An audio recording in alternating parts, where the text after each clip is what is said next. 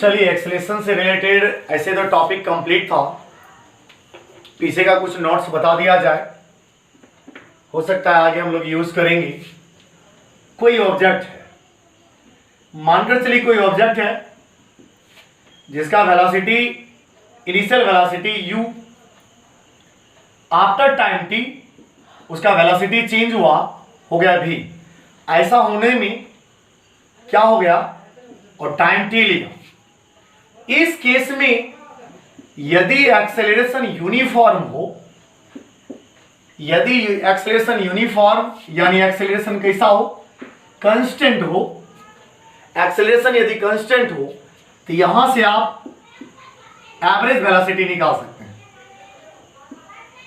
Average velocity निकाल सकते हैं कैसे, initial velocity plus final velocity bye 2, जैसा कि आप लोग एवरेज निकालने के लिए जानते हैं, ठीक उसी तरीके से। यानी v means velocity, A B means average, तो हो गया initial velocity u plus v by 2। ये तभी फॉर्मूला काम करेगा जब एक्सेलरेशन यूनिफॉर्म हो, उसका वेलोसिटी इक्वली चेंज हो इक्वली टाइम में। ठीक है, तो आप याद रखेंगे एवरेज वेलोसिटी का ये भी फॉर्मूला होता है for uniform acceleration u plus v by 2। And अगर आगे बढ़ा जाए, कुछ नोट्स आप ध्यान रखेंगे। नोट नंबर 1, यदि कोई ऑब्जेक्ट रेस्ट से चलना शुरू करे, रेस्ट से चलना शुरू किया, if an object starts from rest, in this case जब रेस्ट से चलना शुरू किया, in this case initial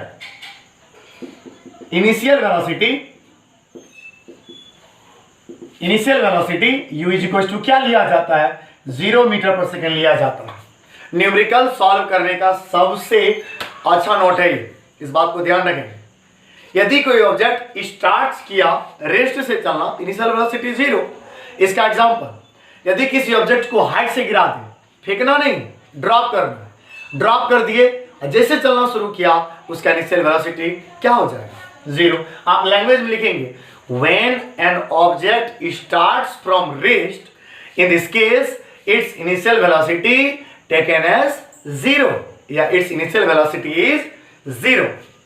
and note number 2, इसका ठीक उल्टा, मान के चलिए यदि कोई ऑब्जेक्ट मूव कर रहा है किसी वेलोसिटी से और ड्राइवर ने ब्रेक लगाया और लास्ट में जाकर रुका, फाइनली वो रुक गया, तो बताइए इस केस में क्या होगा, किसका वैल्यू 0 होगा, फाइनल वेलोसिटी v का वैल्यू 0 मीटर पर सेकेंड लिया जाएगा।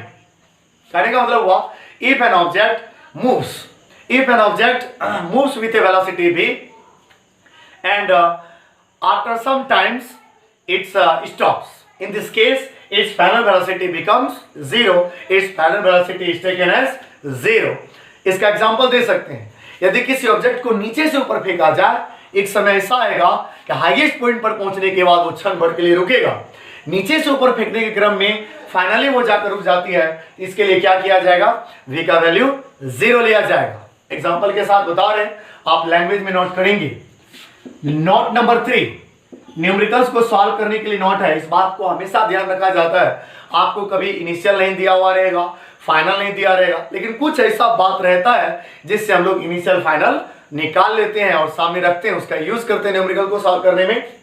और दूसरी बात, यदि किसी ऑब्जेक्ट का वेलोसिटी इंक्रीज हो, वेलोसिटी बढ़े, यदि वेलोसिटी इंक्रीज हो, ऐसा करके वेलोसिटी इंक्रीज हो, एक्सेलरेशन का वैल्यू वहां पर खुद व खुद क्या लेना होगा, पॉजिटिव लेना होगा। इसमें भी एग्जांपल वही आएगा, कुछ हाइट से ऑब्जेक्ट को गिराया जाए, वेलोसिटी इंक्रीज होता है, तो ऊपर से नीचे गिरने के क्रम में ऑब्जेक्ट का एक्सेलरेशन क्या होता है, positive. That means if velocity of an object increases continuously, in this case acceleration of that object taken as positive। and note number 4 को कुछ इस तरीके से, ठीक इसका उल्टा, यदि वेलोसिटी डिक्रीज हो, if velocity of an object decreases continuously, then in this case acceleration of that object taken as negative। इसका एग्जांपल मैं पहले आपको समझा चुका हूं, अगेन आई रिपीट, यदि किसी ऑब्जेक्ट को नीचे से वर्टिकली ऊपर फेंका जाए, उसका वेलोसिटी डिक्रीज होता है और इस केस में एक्सेलरेशन को नेगेटिव लिया जाता है। यानी आपको एक्सेलरेशन पॉजिटिव और नेगेटिव क्वेश्चन में बिल्कुल मेंशन नहीं होगा। आपको खुद ए का वैल्यू प्लस में या माइनस में अकॉर्डिंग टू क्वेश्चन लेना होगा और सोचना होगा, समझना होगा, देखना होगा कि उसमें वेलोसिटी इंक्रीज हो रहा है या डिक्रीज हो रहा है। उस हिसाब से पॉजिटिव नेगेटिव आप करते रहेंगे। नोट नंबर 5 कुछ इस तरीके से, यदि किसी भी ऑब्जेक्ट का वेलोसिटी कांस्टेंट हो, velocity constant means what you understand, that means velocity of an object doesn't change, remains constant। यदि velocity constant हो जाए तो बताइए इस केस में एक्सेलरेशन होगा ही नहीं, एक्सेलरेशन 0 होगा। ऐसे भी आप समझते हैं एक्सेलरेशन 0 का मतलब वेलोसिटी नहीं होना। इन सभी बातों का हम बार बार जिक्र करेंगे या आपको न्यूमेरिकल बनाने में यूज होगा। कुछ सिंबल आता है इसके अलावा, जैसे कि इस सिंबल को पहचानिए, कुछ इस तरीके से लिखा हुआ है, ये हो गया आपका अल्फा, और ऐसा लिख दें बी जैसा, बी ऐसा होता है कंप्लीट, ये टच होता है, बट बीटा में ये बी थोड़ा गैपिंग रहेगा, इसका नाम रखा गया बीटा, BETA बीटा, वो तो गया स्पेलिंग बेटा, लेकिन उसको बीटा बोलेंगे। उसके बाद इस तरीके से यहां देखिए, ये अगर ऐसा लिखते हैं तो आर, ऐसा लिखते हैं तो वाई, ना आर ना वाई बीच में होना चाहिए। ये हो गया आपका GAMMA गामा। और इस तरीके से अगर उल्टा वाई जैसा हो तो होता है LEMBDA लैम्डा।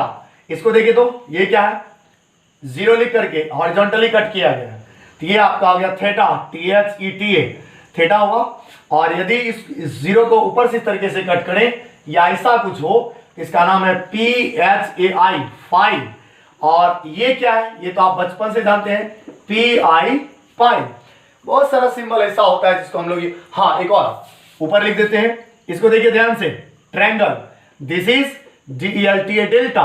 इसको देखिए S लिखने आता है, इसको आगे स्टाइल में थोड़ा और आगे बढ़ा देंगे, मोड़ देंगे, ऐसा symbol, this is also delta, ये डेल्टा डेल्टा लिखना था, DELTA। तो इस तरीके से कहने का मतलब ये हुआ, इस डेल्टा और इस डेल्टा में क्या फर्क है, ये लार्ज चेंज के लिए आता है। जैसा कि आपने फिजिकल क्वांटिटी के चेंज के लिए डेल्टा यूज करते हैं, तो बड़ा बड़ा जब चेंज होता है, बड़ी बड़ी क्वांटिटी का चेंज, उसमें न्यूमेरिकल वैल्यू बड़ा आता है। लार्ज चेंज के लिए हम लोग ट्रायंगल का यूज करते हैं। जब स्मॉल चेंज, डेसिमल वाला चेंज की बात हो, तब हम लोग स्मॉल डेल्टा का यूज करते हैं। ये लार्ज डेल्टा, स्मॉल डेल्टा, इन सभी सिंबल को थोड़ा ध्यान रखें ताकि हम लोगों को कोई सिंबल यूज करें उस समय कोई अनजान ना लगे। बाकी आप रिवाइज करते रहेंगे। और इस तरीके से पैरामीटर्स का टॉपिक कंप्लीट हुआ। अब हम लोग ग्राफ की तरफ बढ़ेंगे, लेकिन अचानक तुरंत ग्राफ पर नहीं जाएंगे। ग्राफ पर जाने के लिए हम लोगों को पहले उसका क्या बनाना पड़ेगा, बेस बनाना पड़ेगा। और बेस जैसा होगा उस हिसाब से उस पर इमारत खड़ी की जा सकती है।